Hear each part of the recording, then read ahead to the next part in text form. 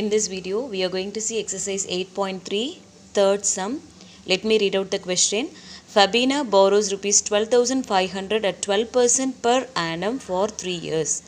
So, Fabina is borrowing an amount of 12,500, 12% per annum. For 1 year, rate of interest is 12%.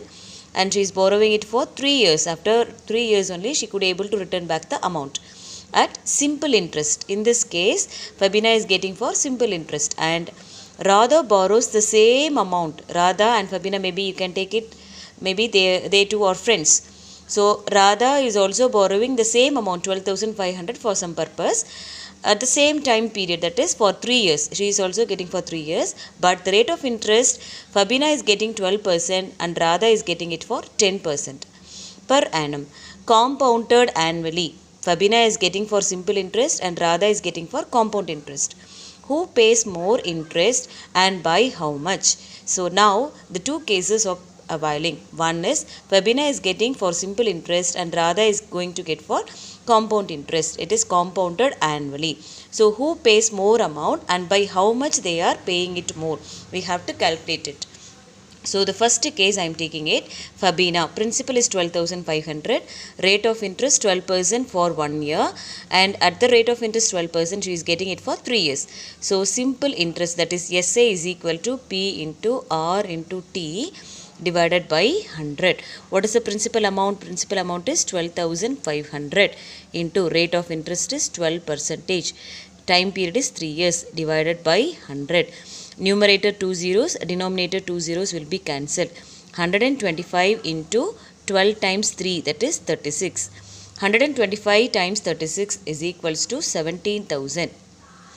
So Fabina should return back, that is 125 into 36 is 4,500. Simple interest is 4,500. So when you add up 125 times 36 is 4,500. This is simple interest. So after 3 years, she should pay return back principal plus 4,500. That is principal amount is 12,500. Simple interest is 4,500. You add up, that is 17,000 rupees. The amount she should return back after 3 years is 17,000 rupees in the case of Fabina. What about in the case of Radha? For Radha, principal is the same amount, 12,500. Time period is the same, but the rate of interest here 12% and here 10%. And we have to find now the compound interest. She is getting it for compound interest annually. The conversion period is annual. So N is equals to 3. So what is the compound interest? We are going to find it out. In this case, simple interest, and this case is compound interest. So now the compound interest formula is A is equal to P into 1 plus R divided by 100, the whole power n. So what is the principal amount? 12,500 is the principal amount. 1 plus rate of interest is 10 divided by 100.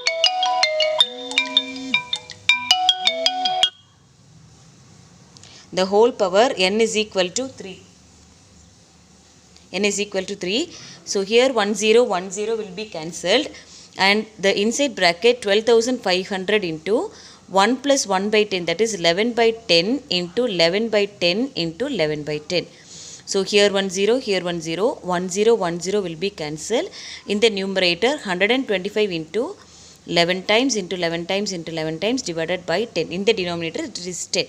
Right? So 125 into 11, that is 1375 into 11 11s are 121 divided by 10. 1375 into 121 is equals to 166375 and divided by 10. So if you want to divide by 10, we can include the decimal point like this. So Radha is getting it for 16,637 rupees 50 paise, and Fabina is getting for 17,000. Who gets more? So she needs to pay more amount. Fabina needs to pay more amount. By how much they are asking? So we should subtract Fabina's amount and the Radha's amount. Radha's amount is 16,637 rupees 50 paise. So if I am subtracting, the answer will be 362 rupees 50 paise. This is Fabina's amount and this is Radha's amount. Fabina is getting more, so I put in the first one and Radha is getting it for 16,637. So Fabina gets more by how much? By 362 rupees 50 paise. She is giving more interest.